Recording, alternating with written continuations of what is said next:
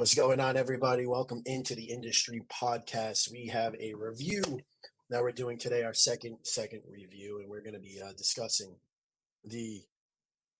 Okay, all right, that's good. All right, Oh my god. He let's get just Andrew in there. let's get it. What's Andrew, up? What's up, gentlemen? Good thanks for hopping morning. on, man. Of course, man. Of Good course. morning. So we were Mo- going to go into a little review of something, and then you popped on as soon as we started because we were going to fool around before you came on. So By we're all gonna means, do your thing. it's no, we're gonna get you involved in it too. So All right. so I'm Sounds gonna good. Yeah, restart. let's do it. We're just gonna let this thing flow. Um, I obviously want to hear about your journey and stuff, but we'll just Okay. talk and see Sounds good. everything and your journey and tell us everything about yourself. So, Brian, what do you like? Do you like this? Or you like this? Whatever Or do you like works. one at a time? Hey. Don't matter. Let's Let's try this. let's do this. Let's do this layout for until someone like once Andrew's talking about, once we ask him, the questions or whatever, then give him the floor, then he could, and then we can switch back and forth. Awesome. DJ Infinite. Kaylee talks so much about you. She loves you. Oh yeah, that's She awesome. loves I you. love playing there, man. She Yeah, was it's a like, great DJ spot to Infinite be. is like the best. Yeah. Oh my God. I was like, yeah, we're having him on the podcast. She's like, no Uh, way. I was like, yeah. Sent that's us a dope. nice message. I'm like, we got to get him on. So, thank you. Hell All yeah, right, man. I let's do love it what up. you guys are doing. Congrats on the show, man. This is what I'm all about. So, as soon as I found out and I saw your post, I was like, yeah, I gotta join this, man. I gotta get Yeah, involved we're excited. somehow. Thank you. We want it to be big. So, thank you. Appreciate it. We- All right, let's start over.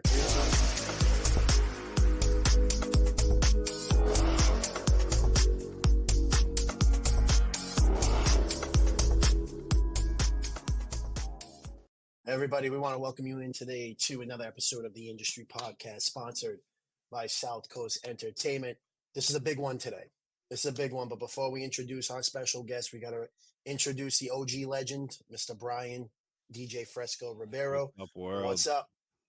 What's going on? How you doing today? How's that wall in the back? Great. This wall, this black Yeah, it looks clean. ritual brick wall, It clean looks as ever. clean. Telling you. And today we have our special guest, amazing DJ, legend in the area. We have DJ Infinite. DJ Infinite, what's going on, man? Thank you so much What's for joining up, guys? Thank you guys so much for having me. If we had Pleasure. sound effects, I would play a round of applause thing. Yeah. But I Nah, have a no mixer. need. I have a mixer, but it's not working today. So, I would have the applause ready to go. But I want to start with some heat. I have a question for you, but before we do that, where can we find you? You can find me on Instagram at DJ Infinite. It's probably my hottest social media platform right now. Also on Facebook at Infinite Entertainment Group. Honestly, I just hopped on the trend for TikTok. So I'm on there as well at DJ Infinite Official. Don't have anything posted on there yet, but gonna be coming in the future. Awesome. You kind of already started doing. I mean, I don't know. Maybe I might have missed it for a while, but ever since we became friends and stuff, you do a lot of mashups. You're doing a lot of Yeah. mixes. Have you always been doing that, or are you kind of just getting into that too? I mean, it's kind of started as a whole social media trend, and just trying to cater my content to my customers, my clients, all my couples. Really, I predominantly just do weddings, and I kind of try to dig deep when it comes into my clients and say, what are my prospective clients listening to? Um, with country becoming so more mainstream, and EDM being such um, a mainstream platform as well. Like um, I just try to incorporate those two and different things because not, I mean, let's face it, at the end of the day, not everybody has the same music taste. So I try to incorporate everything and see how things will fit well together. And I feel like weddings are that type of event where there's such a wide demographic of guests, everything from younger generations to older people, and you wanna make sure that everybody's having a good time on the dance floor when you are spinning. So I try to incorporate older music with newer music. You know, maybe like an old school melody and with maybe like some recognizable newer lyrics or vice versa, just to kind of create anti-separation on the dance floor, is what I like to say. Because I mean, being from the South Coast as well as you guys, um, I do a lot of Portuguese weddings. So, for example, I try to create an atmosphere on the dance floor where there isn't any separation. And what I mean by that is, you know, you get the Portuguese people out on the dance floor with the Portuguese music, and then you get the American people on the dance floor with the American music, for example. What happens sometimes is the Portuguese people will kind of get off when the American music comes on, and vice versa. I try to make it so that way everybody's enjoying it at the same time. So that's just kind of an example of why I started doing mashups and things of that sort. So Have you ever had a Portuguese couple tell you no Portuguese music? Because I did. uh, I had I Yeah. haven't had a Portuguese couple tell me that. I've had you know, obviously when I say Portuguese weddings, now we're talking second, third generation Portuguese Right. ancestry. So what I tell them is, you know your guest list. You know who you're going to have at your wedding. If you think that there's maybe 60-40 Portuguese, um, and you want your guests to have a good time and you think that they're going to enjoy that, then obviously, play some of that. Um, I mean, I don't ever say, don't do this or don't do that for a wedding. It's their day. Like I said, I'm just a voice on the microphone, just hands on the deck. So I kind of do what they want. And I try to guide them in the right way because, as industry professionals, that's what we try to do as well and give our best professional advice. However, it is their day. So, I mean, if I've had couples tell me, hey, we are Portuguese, but I don't want any Portuguese music. And, Yeah. you kind of got to respect that. Absolutely. Yeah. So the thing I want to bring up first before we kind of get into your journey and stuff is it's a topic that me and Brian have kind of got into, and we're going to do a whole episode on it at some point. But I want to salute you because you reached out to us and Of you didn't have course. to. You didn't have to, and it's not like you reached out and said, "I want to come on the podcast." No, you were like, "We listened. I listened. We support you guys. Like, we're a community." And I find that with a lot of DJs, they don't like that community. They're not into that community. They're not into supporting each other. It's all a competition. And we're humans.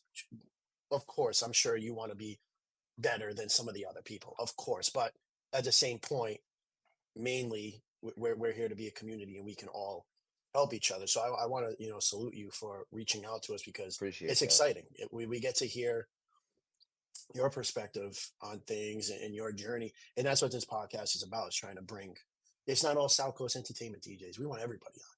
We want Yeah. everybody on. But unfortunately, that might not happen, or, some DJs are just, they have their pride and they want to kick your butt.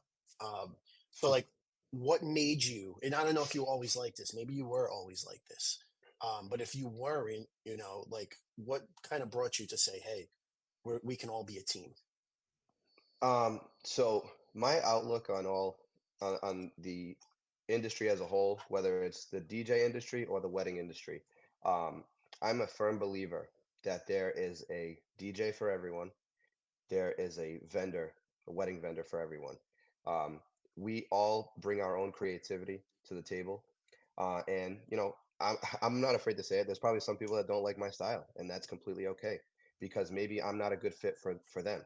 Um, I will never put myself out there just to get another wedding, just to get another gig, and say, hey, I can do that. I'm not going to use somebody's wedding as my own science experiment.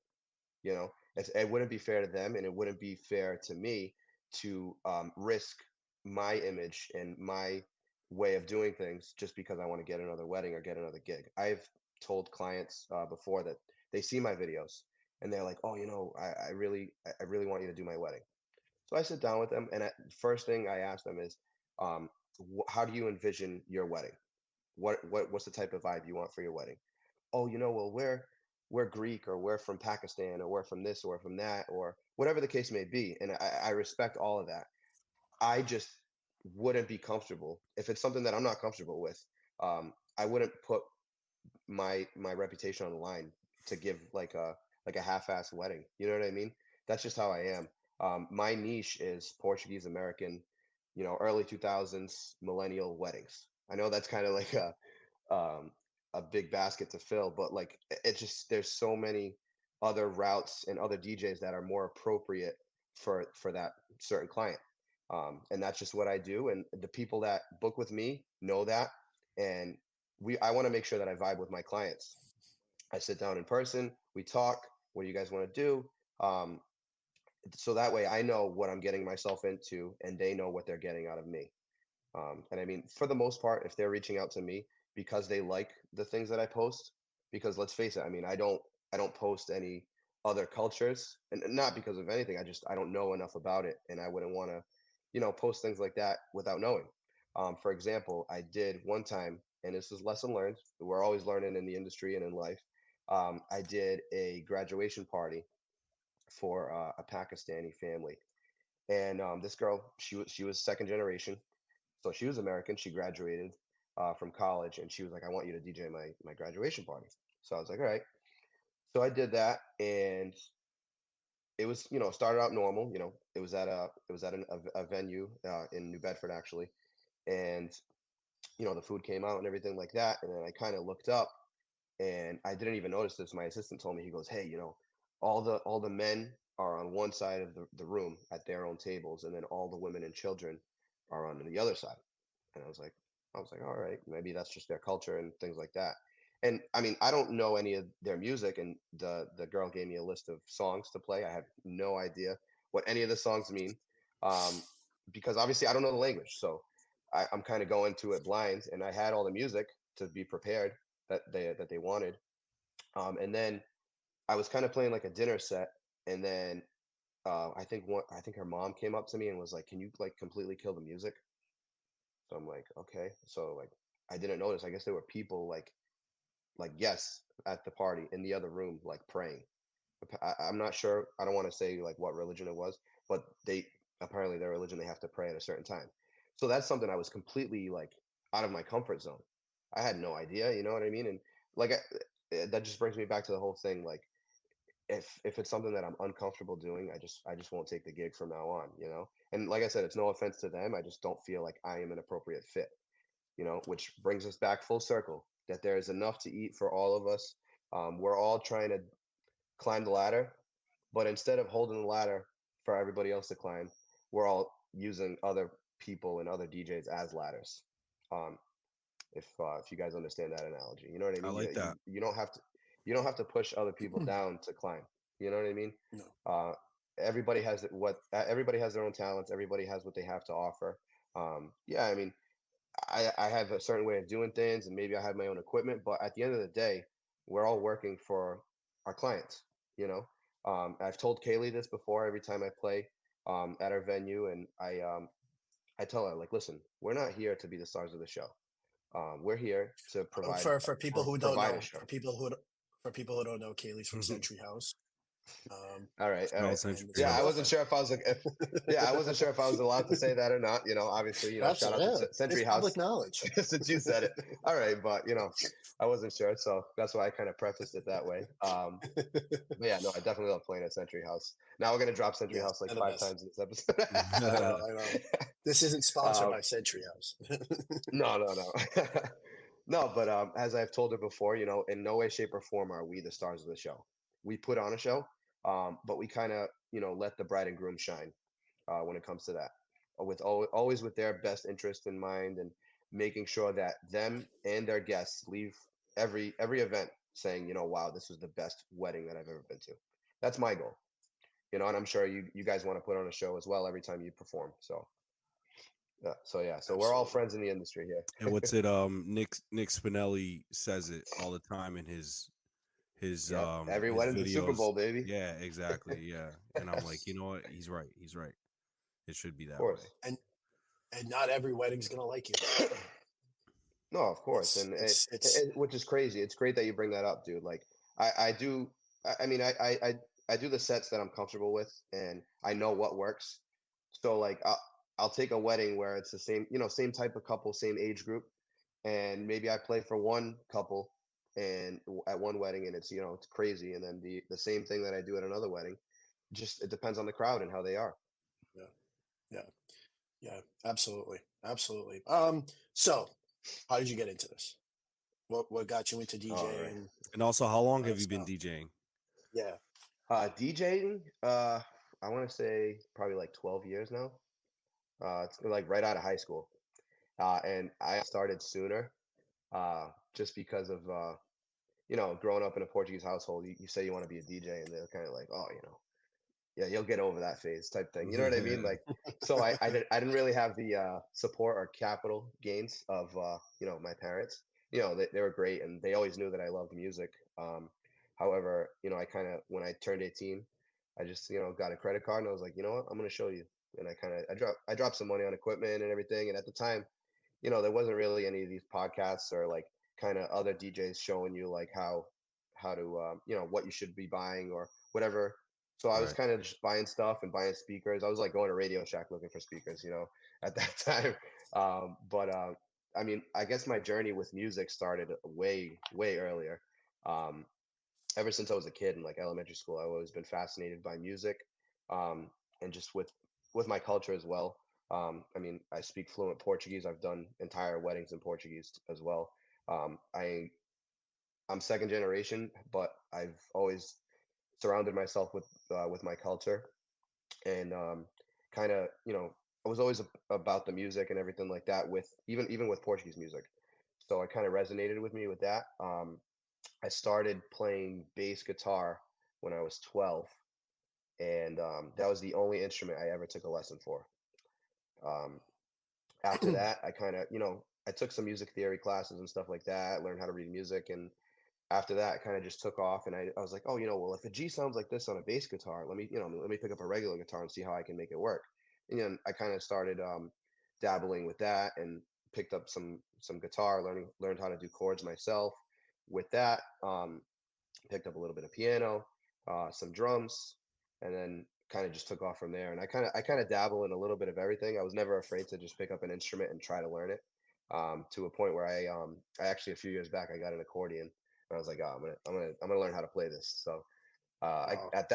I mean, now I have kind of YouTube to my advantage, and kind of following with that and all those tutorials and stuff. So it's a lot easier, especially with the prior knowledge that I already had from the other instruments and music theory.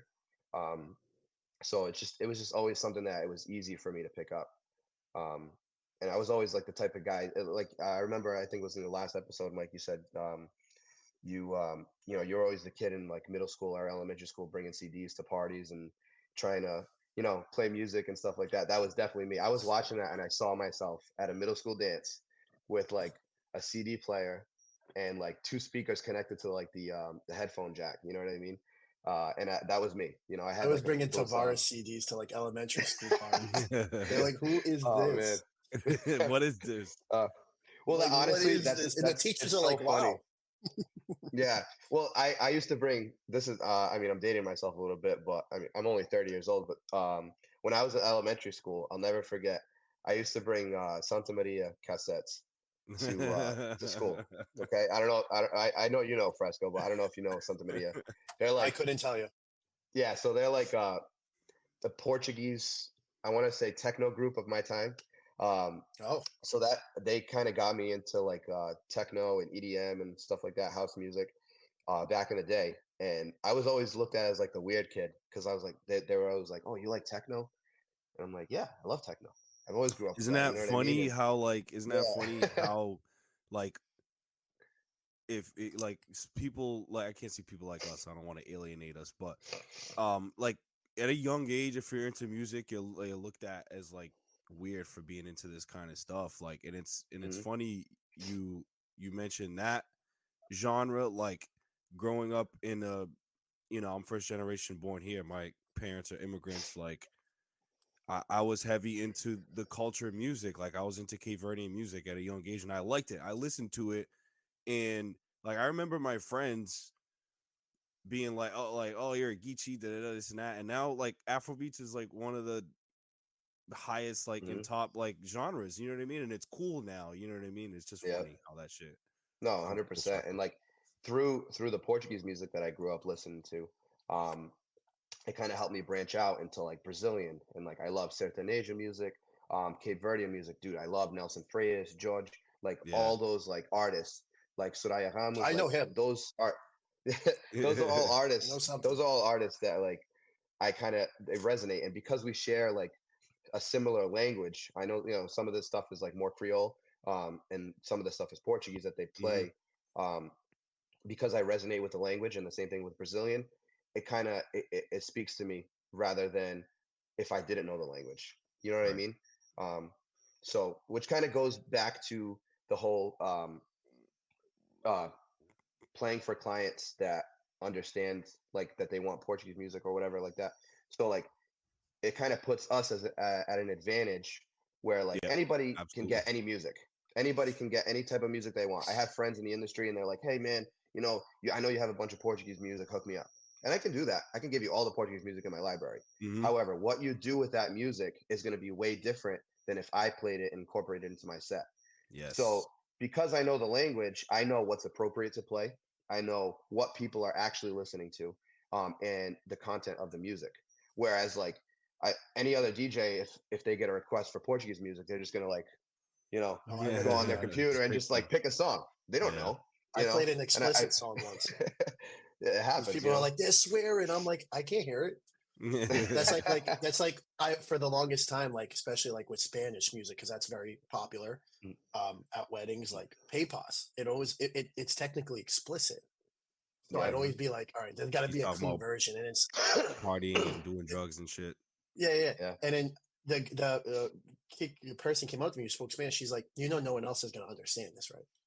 Just yeah. just play it. Yeah. I'm No, like, of course. good point, good point. Yeah, sure, Yeah. go ahead. Yeah, Yeah, and that yeah. and that kind of goes into the realm where like a lot of the Spanish stuff has become mainstream in the US, with Bad Yes, Bunny and all these artists, they are mainstream, so they are being more and more requested at weddings that are non-Latino.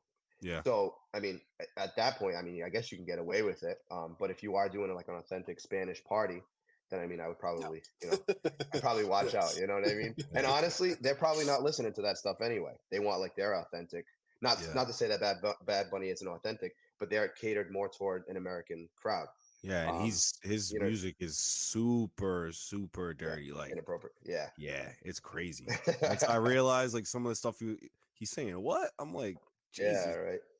But But going back to that, like after I started getting into my music and everything like that, I started high school, and I was always, the kid in the music department that kind of was part of the music department. But you know how every high school has their own, little cliques and stuff. So I was in the music department at Somerset High, and was always into, theater and music theory and music production engineering. Those are all like my classes that I was in that they offered to me. So I took advantage of that and learned how to read music and even produce music on at the time we were using like Audacity, very basic programs.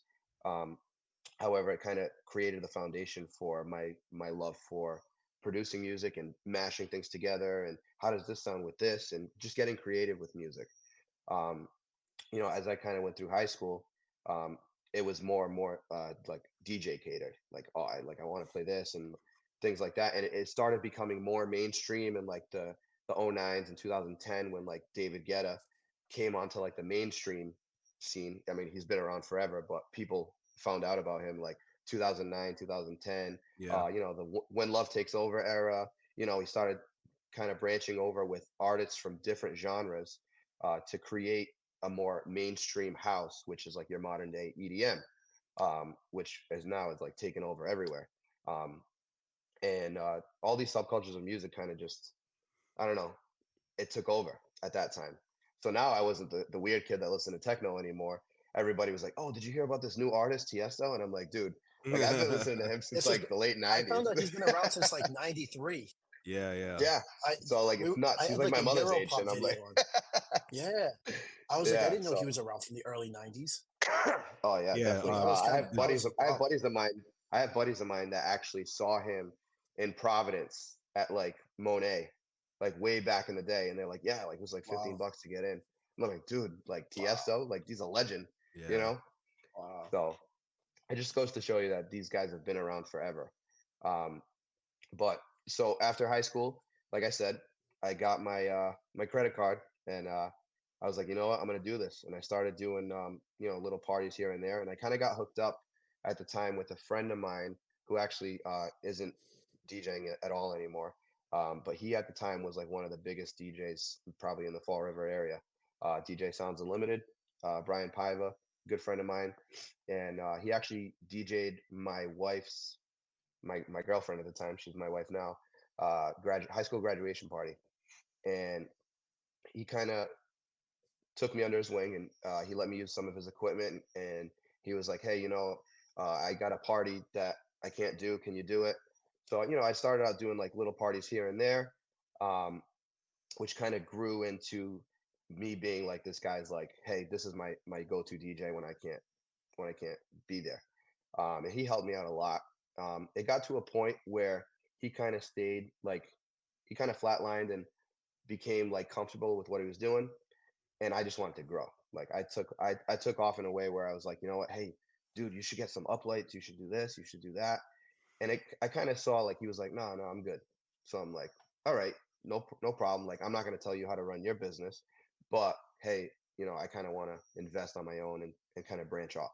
So And at the time, early on, you yeah, fair to say you kind of already, because I know a lot of like every DJ, can go into their own lane, and some people like more of just like doing the fun stuff and not so much all of the nooks and crannies with like the private events. But early on, you kind of had a vision of like, I want to go all out and do it, you know, the yeah, professional. and I mean, it was a little difficult for a while when I first started, getting into it, just because I was already dating my girlfriend at the time. I started dating my wife. We were 16, so obviously when you're 18, you start DJing, you start networking with people, and like, oh, come DJ here, come DJ there, and like it wasn't like the club scene was never anything that I kind of got into, just because when you're in a relationship, it's difficult, Yeah. and I didn't want to surround myself with that type of atmosphere.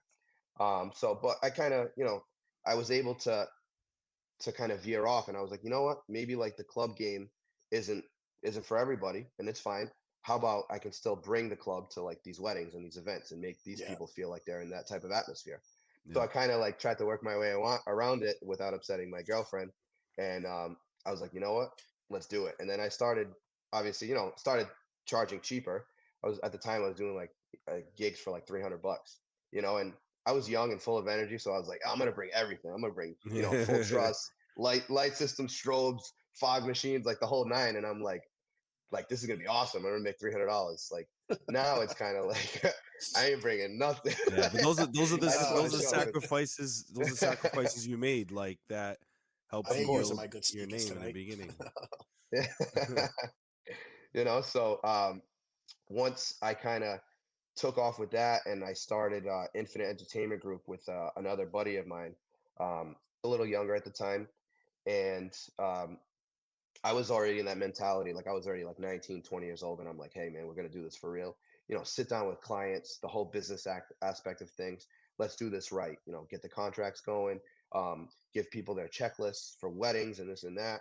Um, and at the time, I was maybe doing like one wedding every couple months, so I had a lot of time to prepare. You know, for weddings. Um, so it was a lot easier. But once it started like taking off, and I did a good job at this wedding, then I did a good job at this one, and it was more word of mouth. And to this day, I don't really have a website. Uh, my business is more like social media driven. I mean, it's free. It's an easy platform to showcase your stuff. Um, I've been DJing for 12 years, and I have never gone to a wedding show ever. Um, not I'm not knocking it. I think it's great that you guys if you guys go to those shows. And Oh, we go. I just yeah I don't and I just don't, not that I so like I don't do this full time. I have a life. Obviously I have a full-time job. I work construction. I have a growing Oh, I family. I didn't know got two that. little boys. Yeah, I got two Okay. little boys. um so happily married to my high school sweetheart. So we're doing our thing, and it kind of me doing this part-time helps me control my business a little bit better. Whereas if I did it full time, maybe I would have to be going to those wedding shows and trying to pull all these clients and getting Oh, as you much as would have I to. could. Absolutely. Yeah, Yeah. because it would be my bread and butter. That would be Yeah. like how I made my living. Because this is more of a side thing for me and like I can have fun with it, I can kind of control and do what I want and pick and choose. Because I kind of already have that um that clientele. So it's just easier. I have my name out there now, so it's like, all right, yeah, I'll do that, or maybe I'll take this gig, you know. So I don't know if you guys saw. I want to say maybe November or October of last year, I was fully booked. I'm sorry, November of 2022. I posted that I was fully booked for 2023, and I had 33 weddings, 6 proms, and maybe like another like 15 sweet 16s and birthdays, like all mixed together. So at the end, I had like about 60 something gigs. That's crazy that you Which say part time because that's like yeah. That's a lot. pretty So much that's full time DJ, kind of. yeah, and at the time I only had my oldest son. My youngest is was only 10 months. So at that time I only had my oldest, and it kind of caused some friction, and me and my wife talked about it, and she was like you need to slow down a little bit. And like I understood that. I also wanted to take my business in a direction that would give me that family time, but also put me on the map as like, hey, I'm a wedding professional. This is what I want to do. And this past year in October, I put out a post, kind of telling everybody that you know going forward, I am only going to be taking weddings. I'm not knocking, like I said, I said, and I said this in the video, I'm not knocking any sweet 16s or birthday parties, corporate events that I've done in the past. They Sounds like were a me. part of, they were a part of how I grew and how I was able to grow my business. However, um, when I saw myself going to like in the heat of wedding season, I'd be booked for a sweet 16 on a Saturday, Ugh. Ugh. and on a Saturday, it's like that's like a Pain. pretty busy, you know what I mean? Like I'm talking Mm. like Labor Day weekend, and I'm booked for a Ah, Sweet 16 on a Saturday.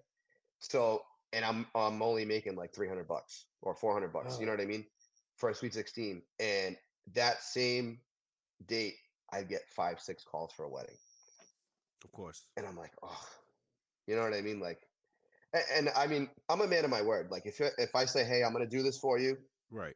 get you down, get you in my calendar. Once you're in my calendar, I am there for you. I don't send anybody else. There's nobody else that, I'm not going to pawn off like, hey, if I said I'm going to be at your Sweet 16 and these kids are excited that I'm going to be there, and then all of a sudden I get a gig for a wedding, I'm just going to say, hey, I'm going to send somebody else. Like, no, that's not how I roll. They booked me because they wanted me. So I'm very, you know, I respect that when it comes to things like that. I know you booked me, and I would never send a good client of mine to somebody else because I wanted to do a wedding. I feel like that's selfish of me. So, with that being said, I was kind of like, you know what? Instead of getting into this mess of booking all these gigs and not having room for weddings, and now I kind of have to work at. I'm sorry, hold on a second. I got a phone call and it was Yeah, got me out of the screen. Am It I was a good? Am I client. in? do your thing. You're Yeah, good. sorry. So no, it was a buddy of mine. Excuse me. Um, where was I? So rather than opening up that can of worms and saying like, hey, I offer sweet 16s and I offer this and I offer that, I offer weddings now. That's what I do. So a lot of people don't reach out to me. I mean, some people still do, but I'm like, hey, I don't really do that stuff. But if you have this guy or that guy or friends of mine that are in the industry, um, hey, they'll be able to help you out.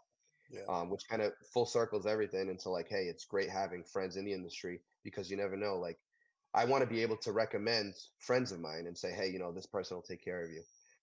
It's just at this point in my life, it's not for me.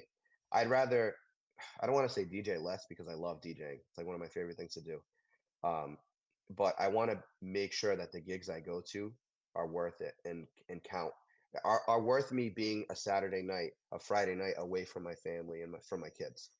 You know, um, I mean, that's just how Absolutely. I roll. That's how I want to run my business. To each their own. Which why I always say there's a DJ for everybody. You Yeah. know. I So am at 20. I don't know. I don't know how old you are. I'm You 30. can share He's that if you 30. want to. All right. Not, all right. All right. See, I'm 20. I'm 26. I've already experienced that at 26. I'm like, I'm not. I can't do this every weekend anymore. I don't want to. Yeah. Um, and because of the things you said, I don't have like a family. I don't have kids or anything like that. But relationship, anything like that. Like there is a level of I've met some DJs, in their 60s, 70s, 50s, who've looked at me and they're like, I've lost relationships because of this. I love it, but I've lost relationships, divorce, never have time to myself. Don't do this to yourself. Do it Mhm. when you want to and you're comfortable enough to make a living. So, my question to you is I have two questions. The first one is, how do you avoid the burnout? And you've kind of already discussed, changing your schedule, doing weddings only, which I literally do the same now too. And then number two, where did Infinite come from? So Infinite. Um, so funny story with that. When I first started out, um, in high school, I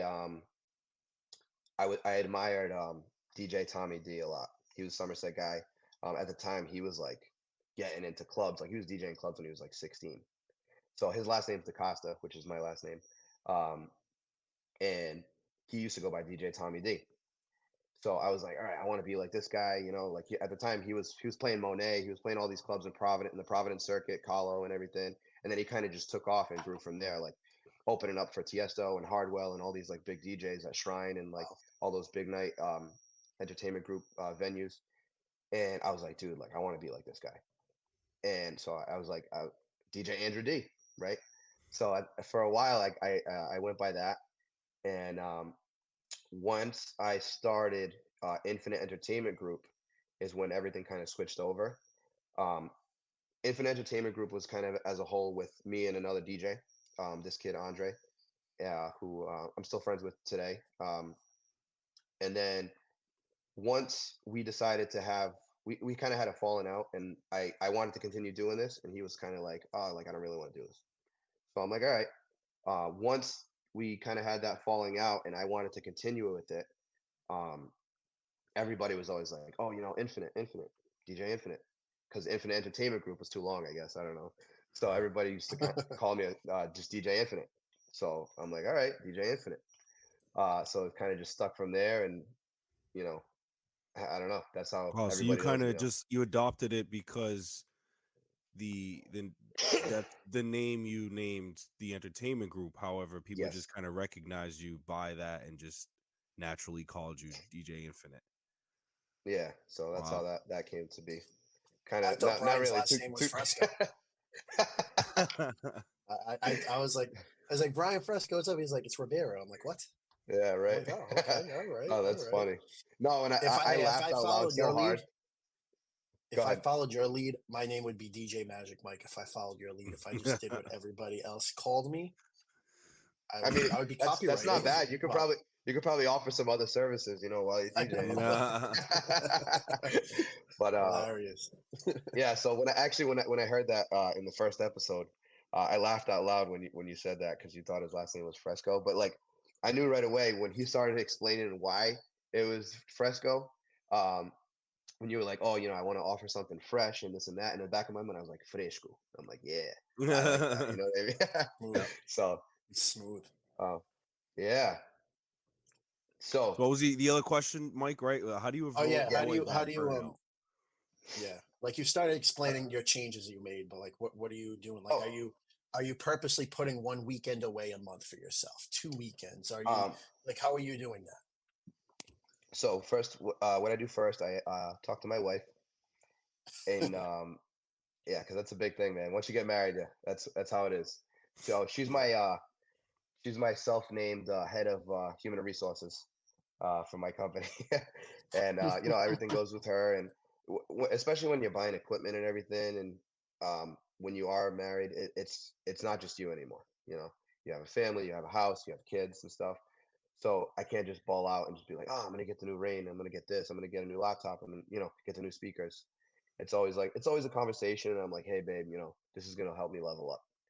So like this is an investment. This is gonna help us. So that's how I kind of that's my little sob story for her every Nice. time I want to get something. Um, but and a lot of times, it is like Christmas gifts or birthday gifts. So it helps me out a lot too when I do want to get new things. Um, However, when it comes to booking gigs, a lot of what I ended up doing, I said, okay, 20 weddings. I'm going to do 20 weddings a year, and that's my basis for that. That's my controlled environment.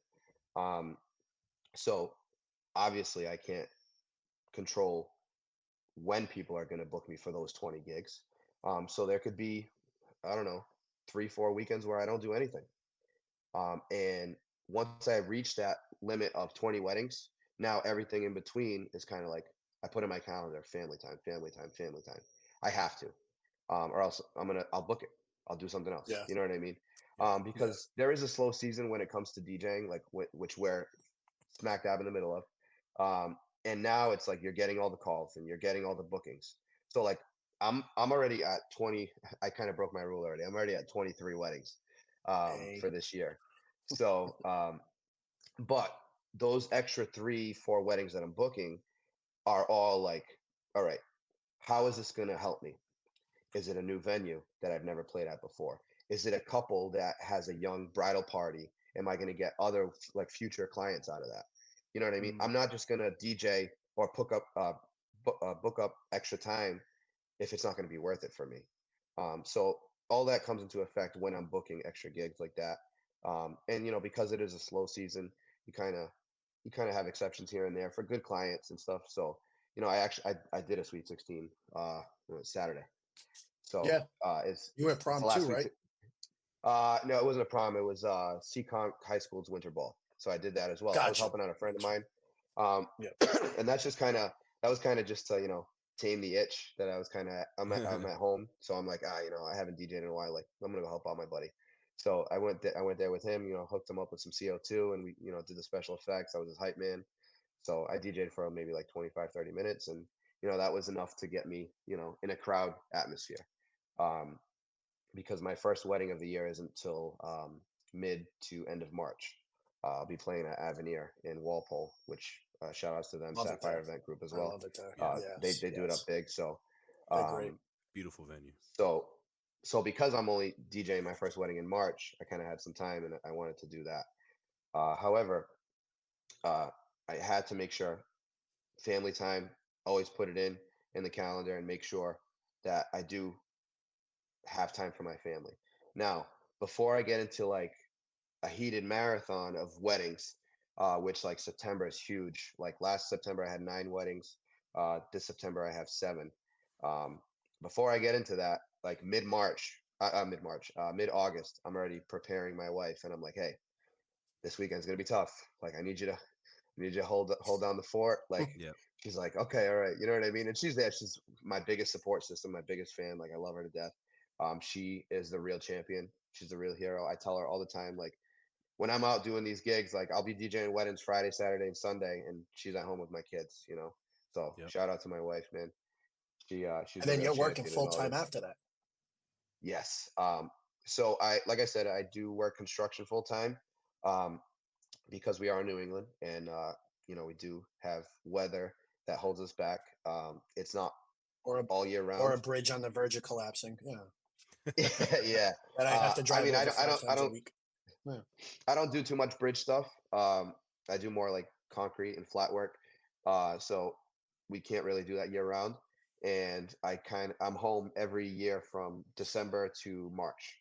So that's when I kind of buckle down and I get ready for my wedding season and this is my booking season. And it really is because like I don't really do anything else except watch my kids.